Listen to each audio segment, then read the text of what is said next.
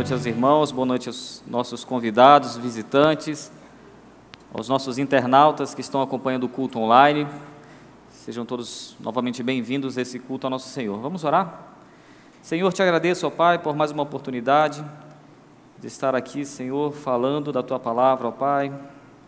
Te agradecemos e te pedimos, Senhor, que assim como Tu falaste conosco, através dessas músicas, através, Senhor Deus, das orações, nós podemos colocar, ó Pai, nossas necessidades, nossos agradecimentos. Continua também falando através desta mensagem, Senhor, a minha vida e a vida de tantos quantos o Senhor quer atingir.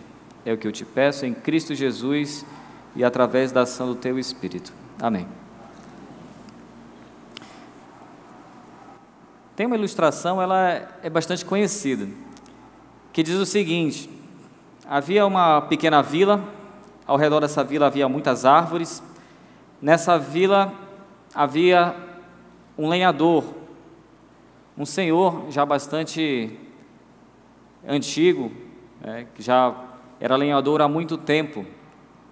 E também havia um jovem rapaz, um jovem lenhador, bastante forte, impetuoso. E um dia então, o jovem lenhador falou para o lenhador mais experiente, Eu queria saber quem de nós dois é o melhor lenhador aqui dessa vila. E então, ele propôs o seguinte desafio: vamos cortar lenha e até o final do dia nós vamos ver quantas árvores cada um conseguiu derrubar. E aí ocorreu que esse jovem então começou a derrubar árvores, E toda vez que ele derrubava uma árvore, outra árvore, ele olhava para trás e via então aquele lenhador mais velho sentado, parecendo estar descansando. Então ele voltava novamente, opa, estou na vantagem, e então colocava-se a derrubar mais e mais árvores. E quando olhava para trás de novo, lá estava aquele lenhador sentado, em cima de uma pedra. E aí chegou o final do dia, o jovem lenhador pensou, ganhei com muita facilidade, aí derrubei muitas mais árvores. E quando eles foram fazer a contagem final, que surpresa, O outro lenhador, o lenhador mais experiente, aparentemente mais velho, havia derrubado o dobro de árvores. E aí a pergunta dele foi: como isso é possível? Como é que isso é possível? Alguns já conhecem essa história, por favor, não vão contar. E eu vou dar essa resposta no final da mensagem. Como isso é possível? Meus amados, eu tive a oportunidade de começar uma série de mensagens. Eu a chamei de Encontros com Jesus. Eu entendo que todas as pessoas que têm um encontro real com Jesus, elas não continuam a mesma pessoa. Você é uma pessoa antes de Jesus e é outra pessoa depois de Jesus. A Bíblia, ela prova isso. Quantos relatos de encontros de pessoas com Jesus e pessoas que tiveram então mudança de vida. Felizmente, algumas foram salvas, felizmente, algumas foram curadas, infelizmente, outras o repudiaram, outras pessoas o odiaram. Mas vejam, o encontro com Jesus sempre cria algum tipo de mudança, positiva ou negativa. Esse Cristo foi capaz de dividir a nossa história em antes de Cristo e depois de Cristo. E Ele também é capaz de dividir nossas vidas em antes e depois dele. Primeiramente, eu pude pregar sobre uma mulher samaritana, uma mulher que foi rejeitada pela sociedade, uma mulher que ia ao poço tirar então água no momento em que as pessoas não estavam lá, porque era uma mulher rejeitada pelas outras mulheres. E essa mulher, depois de ter um encontro com Jesus, ela então mudou. E ela, aquela pessoa que evitava as pessoas, foi ao encontro então dos moradores da vila em que ela morava, falou de Jesus para essas pessoas então tiveram um encontro com Jesus, e essa mulher se tornou então uma missionária naquele local. Uma mulher inicialmente rejeitada, tomou coragem e falou de Jesus para outras pessoas, e essas pessoas então tiveram conhecimento pessoal de quem era Cristo. Por outro lado, já falamos também sobre um jovem rico. Ao contrário dessa mulher, esse jovem rico era alguém admirado pela sociedade da época, tido como um rapaz quase perfeito, afinal ele era rico, Ele cumpria então as exigências de Deus da lei, mas Tristemente, esse rapaz, quando Jesus o chamou para segui-lo, ele rejeitou a Cristo porque ele preferiu as suas riquezas.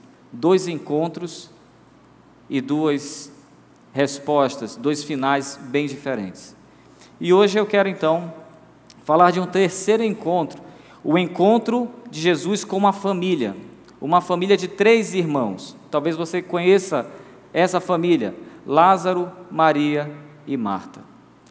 Nossa leitura acontecerá em Lucas 10, 38 e 42. Peço para que você, estando com a sua Bíblia, abra em Lucas 10, 38 a 42, para a gente poder então fazer essa leitura desse encontro de Jesus.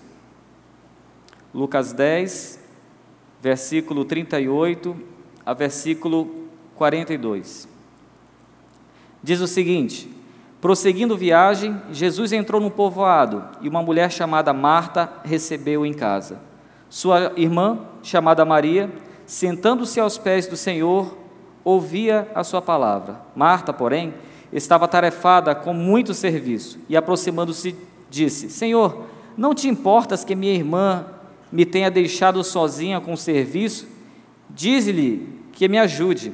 E o Senhor lhe respondeu: Marta, Marta, estás ansiosa e preocupada com muitas coisas, entretanto poucas coisas são necessárias, ou mesmo uma só, e Maria escolheu a boa parte, e esta não lhe será tirada.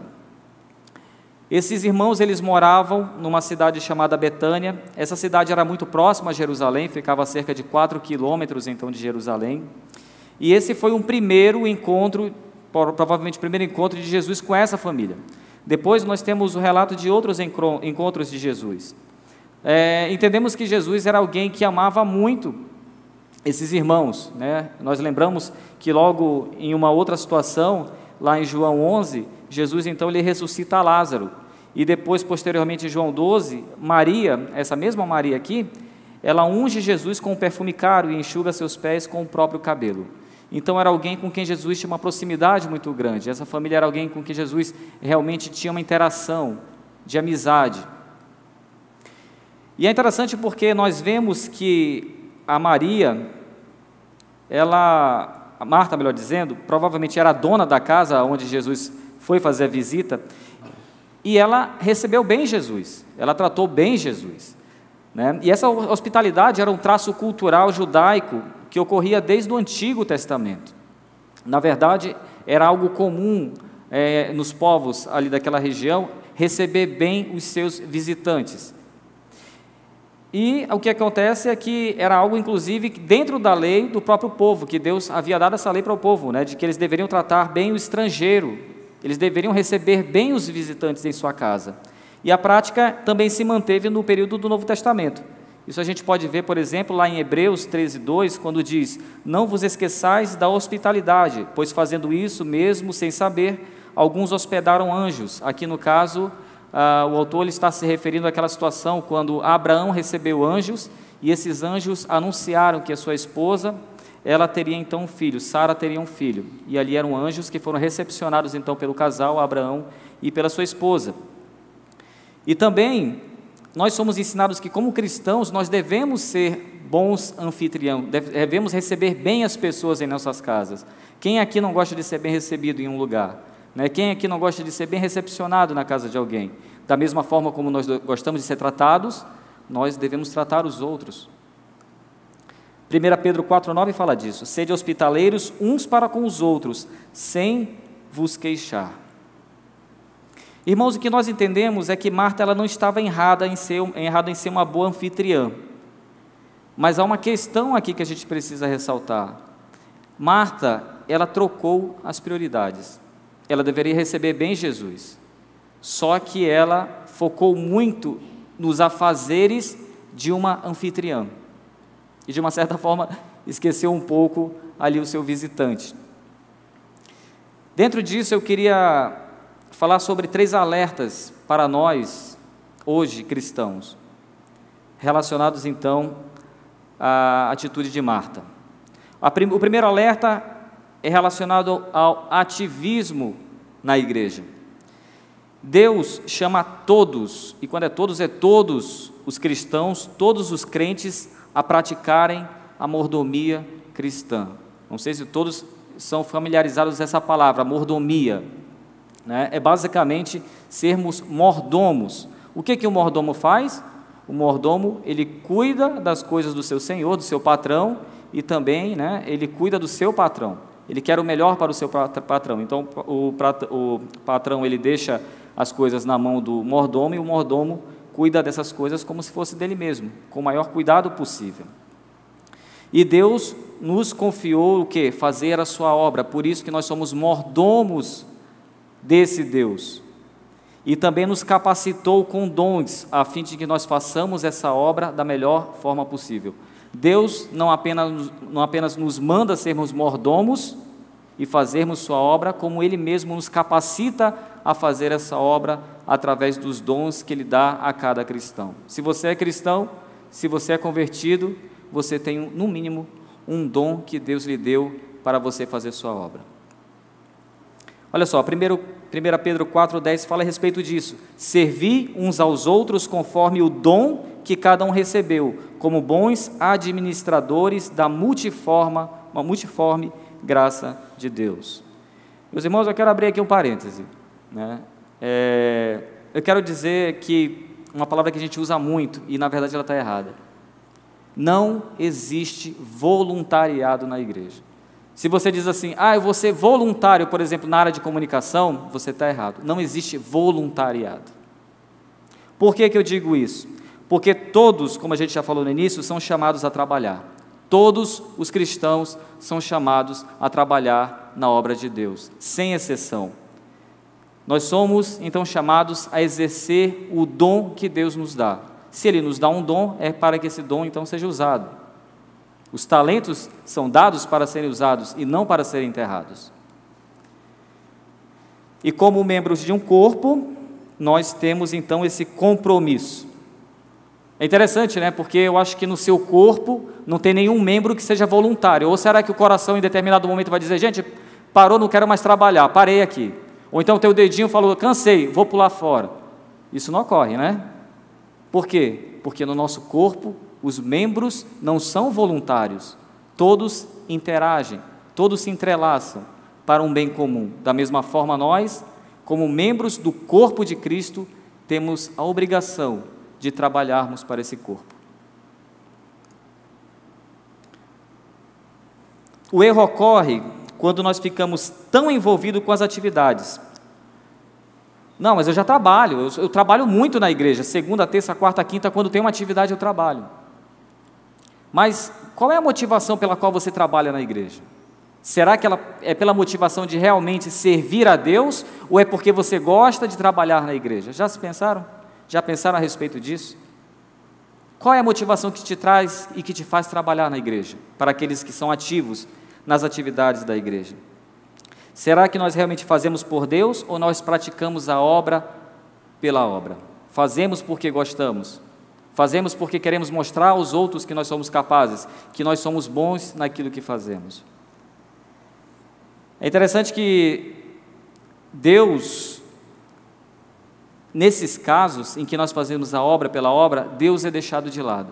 Assim como Jesus, naquele momento em que Marta estava trabalhando demais, Jesus, de uma certa forma, foi deixado de lado por Marta, enquanto ela fazia as atividades. Marta não se preocupou em ouvir o que Jesus estava falando, não se preocupou em ouvir o que Jesus estava ensinando. Maria, sim. E a pergunta é, será que nós não estamos nos comportando muitas vezes na igreja como Marta, trabalhando tanto que nós não ouvimos a voz de Deus? Será que nós não estamos agora na cabine, por exemplo, de transmissão, conversando porque nós não temos interesse em ouvir a palavra de Deus, na sonoplastia? Será que todos que trabalham no ministério infantil realmente estão trabalhando lá pelo amor do Senhor, ou porque querem trabalhar lá para evitar ficar aqui? Da mesma forma, trabalhando ali fora, cuidando dos carros.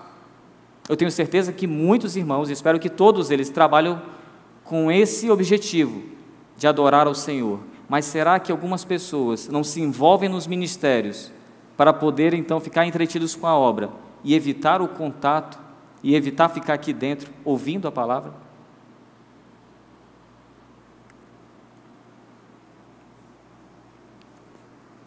Marta, ela não negou Jesus, mas deixou em segundo plano, pois priorizou o serviço no lar naquele momento. E Jesus, que deveria receber a prioridade, ficou de lado.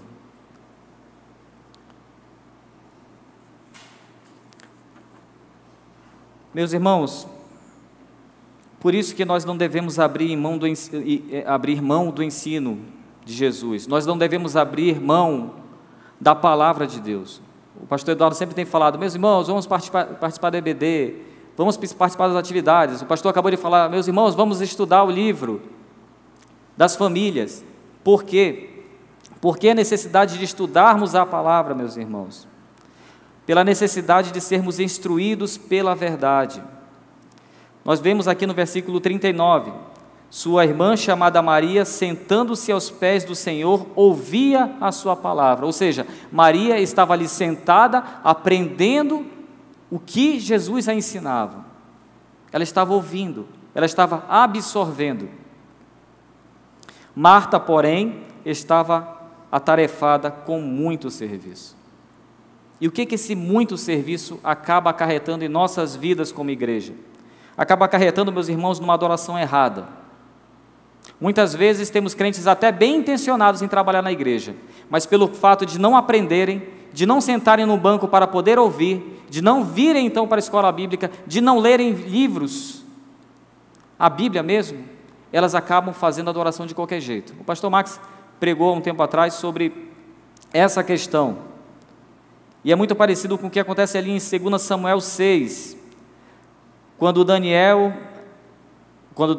Davi, vai trazer então a arca, que está ali na casa de Abinadab, e vai levar a arca então de Deus para Jerusalém. Eles fazem isso com muita alegria, com muita felicidade, porque estão levando a arca de Deus de volta para a sua casa. Só que o que eles fazem? Colocam a arca numa carroça de boi, e aí naquela andança eles estão andando, e de repente a arca, a carroça bate em alguma coisa, e a arca se mexe, e Uzá vai lá e coloca a mão então para aquela arca não cair. A gente vai dizer: nossa, boa intenção, ele evitou que a arca caísse. Mas o que aconteceu? O fato de ele tocar na arca fez com que ele morresse, porque não deveria tocar na arca. Davi então ficou chateado: Senhor, a gente está aqui fazendo, está te louvando, está te adorando, e ainda o Senhor pratica isso. Mas por que Deus fez isso, meus irmãos? Porque não era dessa forma que Deus queria que acontecesse. A arca não deveria ser levada por bois, ela deveria ser levada pelos levitas. E aí foi quando Davi percebeu: nós estamos adorando errado. Às vezes, boas intenções trazem uma adoração errada, e uma adoração errada não é aceita por Deus da forma que deveria, porque nós não aprendemos como Ele quer que nós adoremos. Nós adoramos de qualquer jeito. E como é que nós adoramos da forma correta? Quando aprendemos da Sua palavra, quando lemos o Seu manual de como adorar a Deus. Nós temos feito isso? Ou será que nós temos adorado Deus de qualquer jeito? Uma outra coisa que a falta de ouvir Jesus, a falta de estar sentado ao lado de Jesus, escutando a Sua palavra, nos causa um afastamento de Deus. Vocês ficariam surpresos de saber quantos pastores, com uma rotina na igreja, com uma rotina de visitação, com uma rotina de batismo, com uma rotina de mensagens, têm suas vidas pessoais totalmente destroçadas. Pastores em crises familiares, pastores com crises pessoais, pastores dentro de uma depressão tão profunda, e a igreja às vezes não sabe. E quantos pastores nós temos visto ultimamente cometendo suicídio por burnout, que é o esgotamento físico e mental completo? Por quê, meus irmãos? Porque, infelizmente, muitos pastores têm exercido o cargo eclesiástico, mas não têm ouvido a palavra de Deus. Eles têm pregado, mas de uma forma muitas vezes instrumental, e a palavra não tem feito sentido para a sua vida. Eles pararam de ouvir a palavra de Deus, a voz de Deus há muito tempo, e simplesmente vivem uma vida eclesiástica mas apenas instrumental. Estão ali apenas como ministros, mas não de Deus, talvez ministros apenas da igreja. E eles têm sofrido com isso. Pelo afastamento de Deus, pela falta de ouvir então a palavra do Senhor. Nós temos também a desassociação do trabalho, do ministério para com Deus. Você trabalha, mas você trabalha aqui, e Deus está aqui do outro lado. Essa é uma característica muito comum dos falsos cristãos. A gente lembra, né, quando fala sobre os fariseus. Os fariseus, eles diziam adorar a Deus, mas o foco estava em si mesmo. Eles eram seus próprios deuses. Por quê? Porque eles faziam uma adoração, eles louvavam, eles oravam em voz alta, eles jejuavam e se mostravam então como realmente pessoas se sacrificando para quê? Para que tivesse o aplauso do público. Porque eles queriam a glória para si e não para Deus. Há outros que buscam o benefício próprio.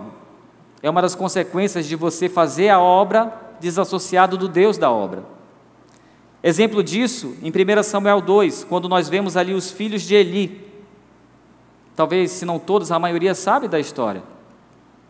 O Eli, sumo sacerdote, seus filhos sacerdotes, recebiam então ofertas, a oferta dos animais, e eles então tomavam dessa oferta que era Deus para si, eles se aproveitavam da posição deles como sacerdotes, e não apenas comiam das ofertas que deveriam ser dadas para Deus, como eles também se deitavam com as mulheres, eles praticavam sexo com as mulheres que ficavam na área da tenda da congregação, que era um lugar de adoração, afastada do templo, mas também era uma área de adoração. Eles aproveitavam então as presenças das mulheres e se deitavam com elas.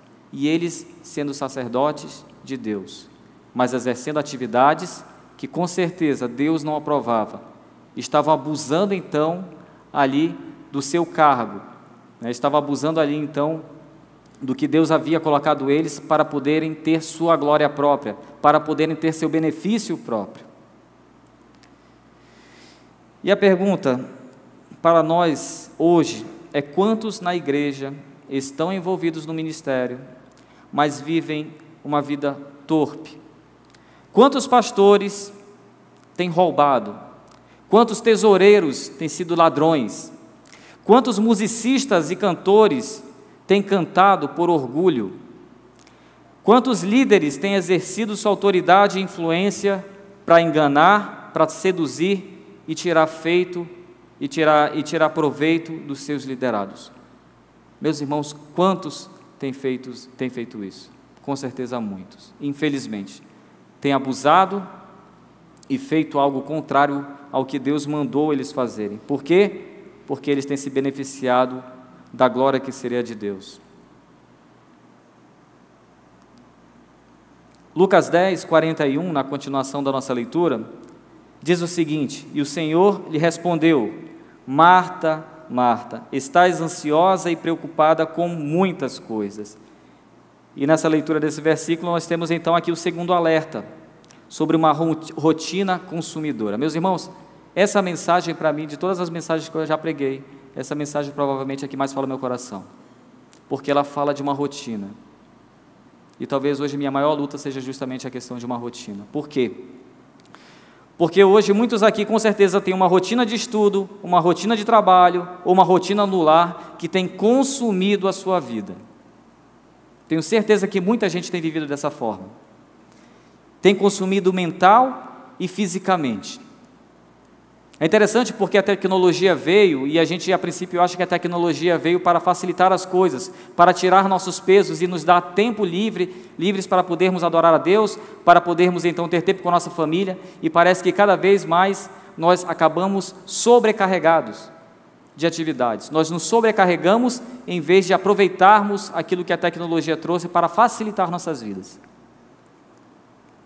Por isso hoje nós temos muita gente angustiada, muita gente estressada, muita gente doente por uma rotina nociva na sua vida. E nesses casos, meus irmãos, é quase impossível ter um tempo para Deus. Ou pelo menos nós achamos que é quase impossível ter esse tempo para Deus. Afinal, A rotina do dia a dia é complexa, começa às 5 da manhã e vai terminar meia-noite.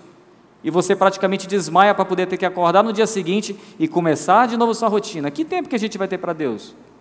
Que tempo que nós vamos ter para adorar a Deus, que até para vir domingo para a igreja é difícil?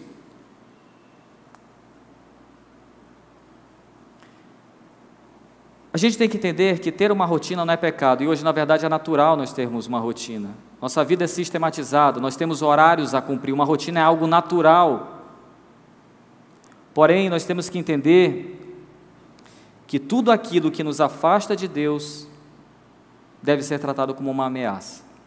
E se a rotina da sua vida te afasta de Deus hoje, ela é uma ameaça. Vocês lembram da parábola do semeador? Que o semeador saiu a semear e jogou então sementes na terra. Em Lucas 8,14 tem um momento em que diz o seguinte: a parte das sementes que caiu entre os espinhos são os que ouviram e, seguindo o seu caminho, são sufocados pelas preocupações, riquezas e prazeres dessa vida, e não dão fruto que chegue a amadurecer. É interessante porque muita gente, talvez aqui, seja como essas sementes que caíram, até querem frutificar, mas essa rotina da vida, essa coisa difícil, as atividades têm sufocado a sua vida. Você não tem conseguido trabalhar espiritualmente sua vida. Você não tem conseguido trabalhar espiritualmente a vida dos seus filhos. Você não tem conseguido trabalhar na igreja, dar frutos na igreja, dar frutos entre seus colegas de trabalho, porque sua vida está tão sufocada de tanta coisa que você mal consegue respirar espiritualmente. E a solução para isso o que é, meus irmãos? É priorizar os compromissos com Deus. Mas você fala, mas Arlen, minha vida está tão cheia, como é que eu vou priorizar o meu tempo com Deus se já está tudo ocupado? Eu acho interessante, tem um livro cristão que o título dele é bem interessante. Ele diz o seguinte: ocupado demais para deixar de orar. Interessante esse título, né? Ocupado demais para deixar de orar. Na verdade, quanto mais ocupados nós estivermos, é quando nós mais temos que buscar a Deus. E não o contrário, né? Quanto mais tempo ocupado nós estivermos, é onde nós tiramos Deus de nossas vidas. Meus irmãos, eu sei que é difícil. A gente não vai romantizar aqui dizendo, comece amanhã sua vida, sua devocional, acorde 5 da manhã, antes da sua esposa acordar, antes dos seus filhos acordarem, sente, leia a palavra de Deus, faça 1 hora de oração com Deus, e aí depois você vai trabalhar. É quase utopia a gente falar isso. Ter que mudar imediatamente uma rotina, às vezes tão nociva, tão cansativa. Mas, na verdade, a gente precisa em algum momento começar. Se você não tem, você tem que começar de alguma forma.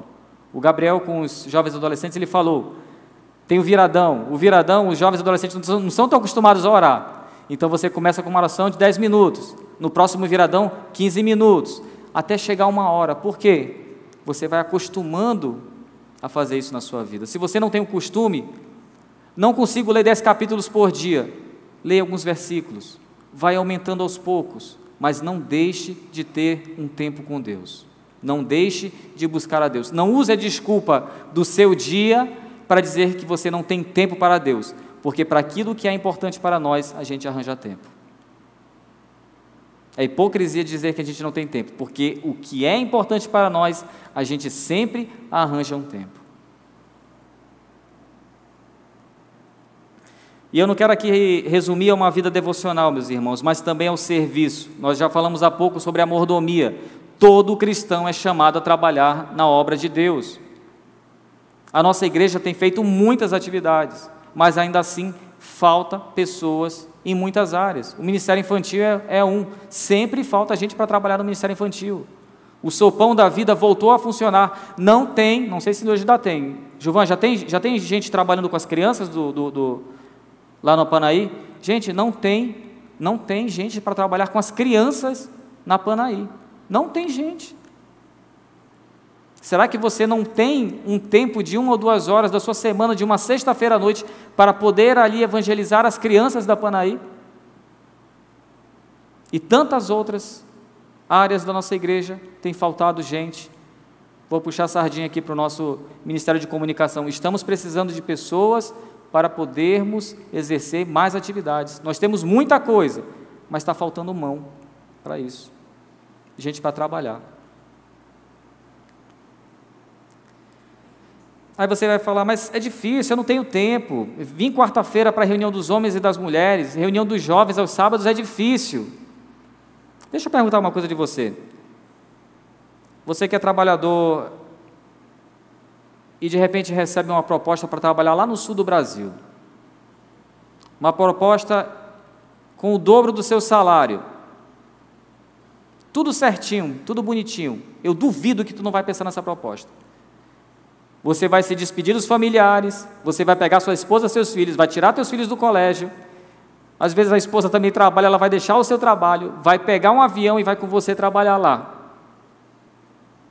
Não é verdade? Quantos jovens aqui não vão fazer vestibular, às vezes, em outro estado? Aí, passei. O que tu vai fazer? Não posso deixar minha família, eu estou aqui, eu tenho minha igreja. Não é, você vai pegar, você vai fazer sua mala e vai partir. Não é verdade?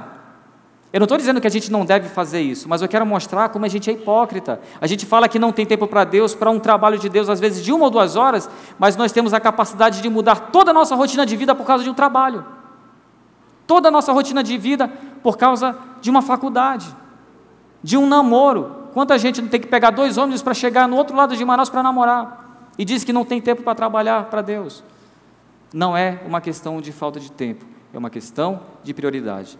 Não vamos nos enganar. Se você diz que não tem tempo, você está sendo hipócrita e você está se enganando. Você não quer. Vamos ser honestos, a gente não quer. Porque nós temos tempo para tudo que é importante, mas não temos tempo para Deus. Por quê? Porque Deus não está sendo importante.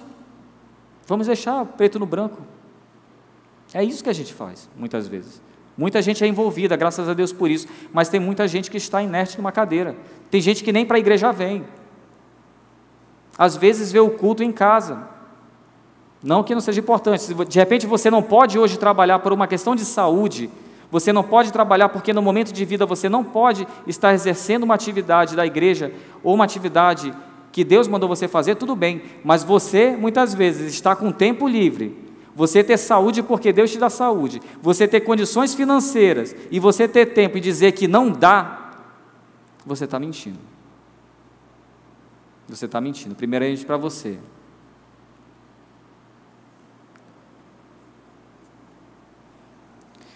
Temos então um terceiro alerta para nós. Nós precisamos realmente e verdadeiramente aprender a descansar em Deus. Acabamos de cantar uma música que fala sobre isso.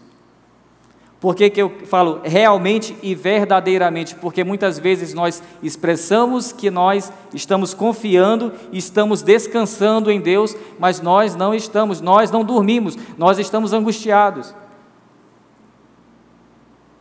Porque nós fingimos que entregamos a causa para Deus, mas a mão está ali, segurando, e Deus fala, me entrega. Não entrego. Deus fala, coloca diante de mim o teu fardo, e na verdade você só jogou metade da mochila, e outra metade está aqui, porque você não confia que Deus vai resolver, você quer resolver também. É eu e você, Deus, para resolver, quando Deus fala, eu vou resolver. E a gente não confia em Deus.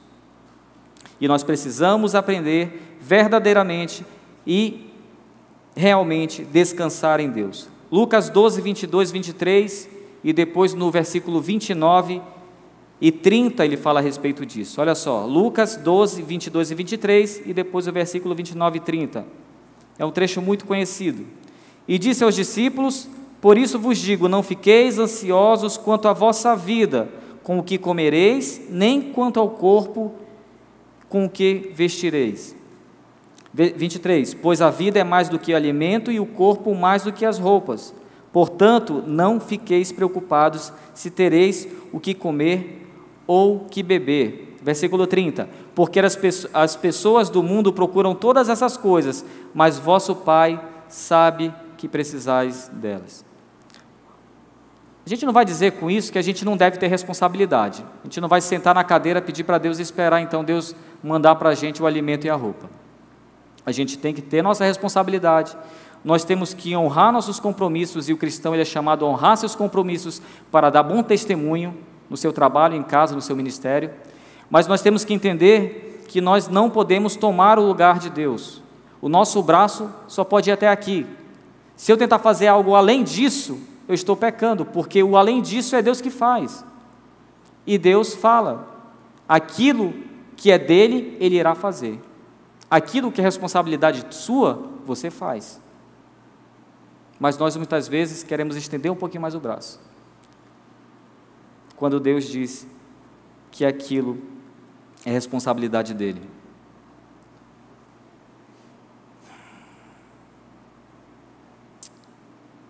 Nós precisamos sair da paranoia do mundo.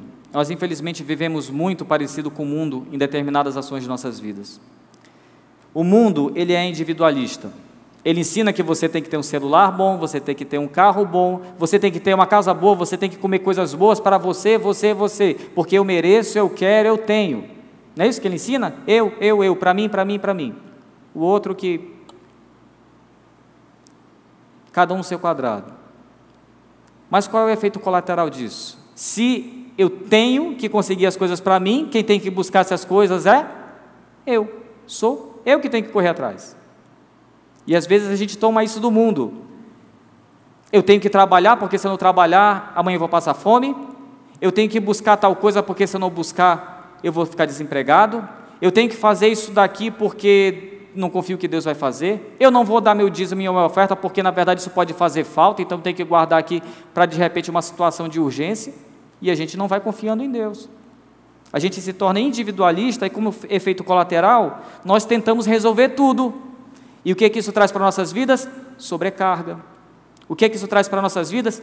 Peso, angústia, depressão. Porque nós carregamos o peso que deveríamos deixar Deus carregar. Deus nos dá a solução e nós nos fazemos de surdo. Nós queremos trabalhar, nós queremos fazer tudo por nós, porque nós somos individualistas, somos orgulhosos. Nós não deixamos Deus trabalhar. Lucas 21:34 diz o seguinte, olha só, Lucas 21:34. Cuidai de vós mesmos, não aconteça que o vosso coração se encha de devassidão, embriaguez e preocupação da vida, e aquele dia vos surpreenda como uma armadilha. O dia da volta do Senhor, e aquele dia não surpreenda vocês. Meus irmãos, o excesso de preocupação nessa vida tem um outro efeito colateral. Ele faz a gente ficar míope. Míope? Quando eu não consigo olhar de longe. É miopia mesmo? O pessoal que é míope, é isso? Tá bom. Faz nós ficarmos míope, porque nós estamos tão atentos às coisas acontecendo aqui na terra que nós não enxergamos o dia do amanhã. Nós já perdemos o foco, nós não enxergamos o dia do Senhor. Nós esquecemos que um dia isso tudo vai passar.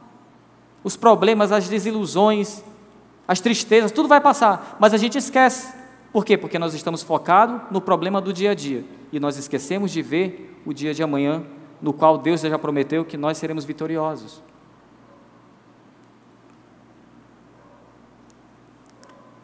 Nós cansamos e, além disso, nós perdemos oportunidades de ver a ação de Deus, de ver seu cuidado conosco e através de nós. Quantas vezes nós tentamos resolver os problemas de nossas vidas e nós vemos alguém dando testemunho, porque Deus fez isso por mim, Deus fez aquilo por mim, e um milagre aconteceu, e você pergunta, por que não acontece comigo? É porque você não deixa Deus agir. Ele fala, provai e vede, que o Senhor é bom, provai e vede. Será que você prova? Será que você tem sentido esse gosto de ver a atuação de Deus em sua vida? Você às vezes não sente porque você não solta a carga, e você não vê Deus fazendo maravilhas na sua vida. Nós perdemos então o foco da nossa vida futura, nos preocupamos com o dia de hoje, nos convertemos para os nossos próprios umbigos, acabamos então sobrecarregados, quando Deus fala, entrega tudo para mim, eu vou fazer maravilhas para você. Maravilhas necessariamente não é resolver todos os teus problemas, porque muitos problemas vêm inclusive para nos fortalecer, mas Ele fala que Ele sempre vai estar conosco, e nós às vezes nos vemos sozinhos, porque nós não queremos estar perto do Senhor. Versículo 42 de Lucas 10: mas uma só coisa é necessária, e Maria escolheu a boa parte, e essa não lhe será tirada. Maria escolheu a boa parte. O que é essa boa parte? Salmo 27,4 diz: pedi uma coisa ao Senhor e a buscarei, que eu possa morar na casa do Senhor todos os dias da minha vida, para contemplar o quê? O esplendor do Senhor e meditar no seu templo. Naquela época, o templo do Senhor representava o quê? Você está na presença de Deus. Hoje nós sabemos que o Espírito Santo vive em nós. Nós somos o templo do Espírito Santo. Mas será que nós temos nos voltado para o Espírito Santo em nossas vidas? E feito esse mesmo louvor que nós vemos aqui no Salmo 27? Ou então como o Salmo 73, 26 diz: meu corpo e meu coração desfalecem, mas Deus é a fortaleza da minha vida e minha herança para sempre.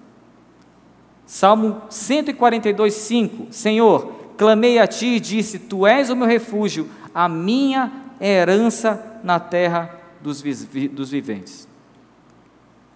Se você vai estudar ali as tribos de Judá, as tribos de Israel, você vai ver que a tribo dos levitas, ela não teve terra, né? Por quê? Porque a herança deles era o Senhor, e com certeza era melhor do que qualquer terra, porque a herança deles era poder estar trabalhando para o Senhor. Essa é a herança dele, e essa deve ser a nossa herança também. Esse deve ser o nosso pedido, nossa oração. Já falei isso uma vez em uma pregação, e eu gostaria de repetir de novo. Você já parou para pensar por que o céu é céu? Por que o céu é céu? Por que o céu é tão esplendoroso? Por que o céu é tão maravilhoso? Porque é a habitação de Deus, não é? Deus habita no céu. Se Deus não habitasse no céu, o céu seria um inferno. O que faz o céu algo tão espetacular? Deus. O paraíso, né? O paraíso que nós iremos herdar. Por que o paraíso é chamado assim? Acima de tudo, apesar de ser algo muito bonito, que nós sabemos que vai ser algo bonito, vai ser algo maravilhoso, não haverá fome, não haverá guerra, mas por que o paraíso é chamado de paraíso? Porque ali nós desfrutaremos de uma comunhão plena com o nosso Deus, e o pecado não vai mais criar qualquer tipo de separação. É por isso que o paraíso é paraíso. Não é porque ela vai ser bonito, simplesmente, mas é porque nós estaremos em plena comunhão com Deus. É Deus que transforma as coisas em algo maravilhoso, não é elas por elas mesmas. O que eu quero falar com isso? Que se um dia nós somos chamados a habitar com Deus eternamente, e nosso maior presente vai ser justamente essa comunhão plena com Ele, por que nós não começamos a desfrutar dessa comunhão hoje? Porque Deus se coloca diante de nós, querendo ter essa comunhão conosco, e às vezes nós não queremos, e nós depois dizemos, quero ir para o céu. Mas como assim? Você quer habitar com Deus no céu, mas você não quer ter comunhão com Ele aqui já? E nós abrimos mão disso. Por quê? Estamos muito atarefados. Por quê? Porque nós perdemos o foco. E nós abrimos mão do maior tesouro que nós podemos ter hoje aqui, que é a comunhão com o nosso Senhor.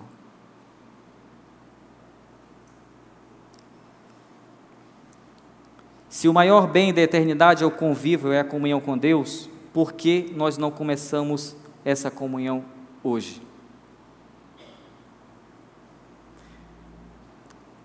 João 12, 2, já é um outro momento em que Marta aparece então na história, e nós vemos essa Marta, diferente da Marta que nós vemos aqui em Lucas 10. Nós vemos Marta servindo, ela continua servindo, só que agora ela serve em silêncio.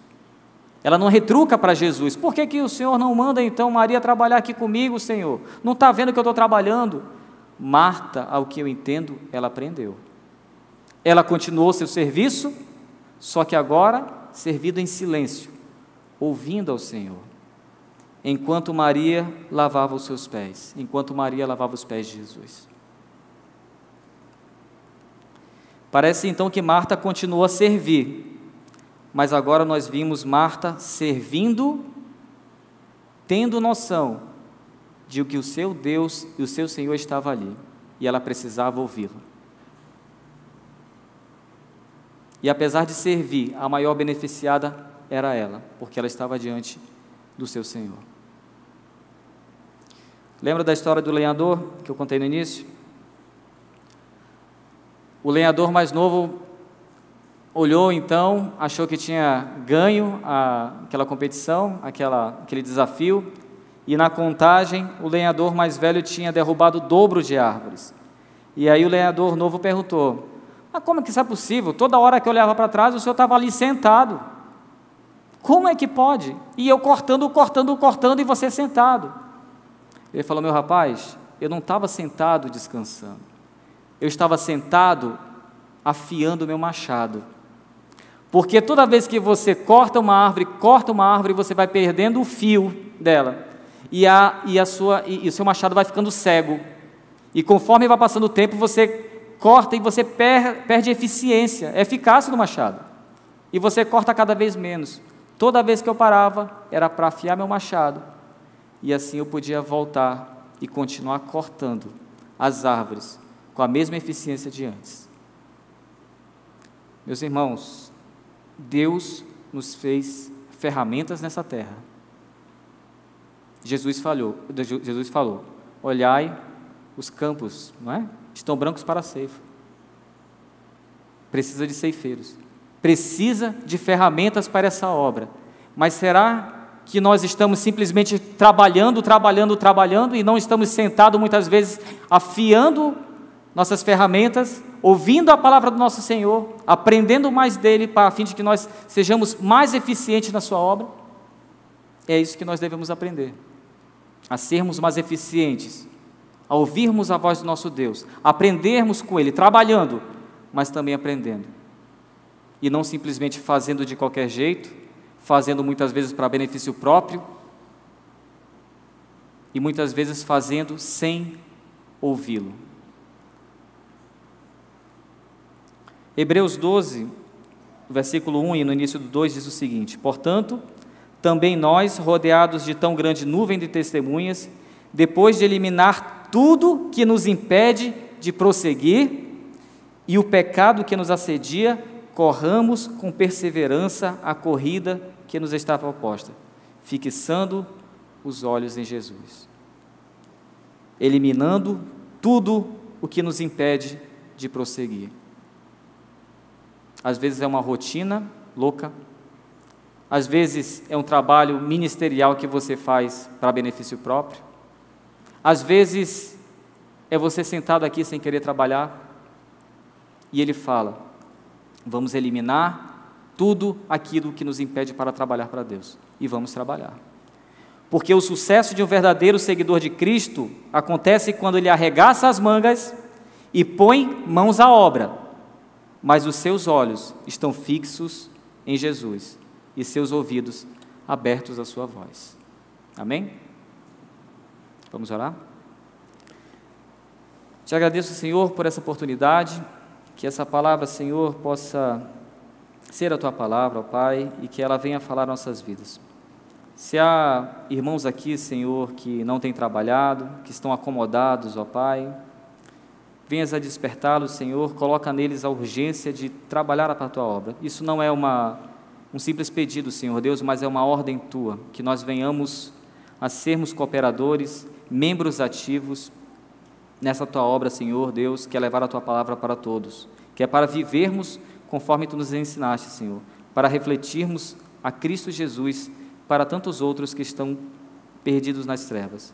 Se há aquele, Senhor, que tem trabalhado de forma errada, que tem trabalhado para benefício próprio, ó Pai, que tem trabalhado simplesmente pela obra, conduz seus corações, Senhor Deus, à motivação correta, ó Pai, que é fazer tudo isso, mas por amor a Ti, é trabalhar por amor ao Senhor, Senhor, e não simplesmente fazer pelo fazer.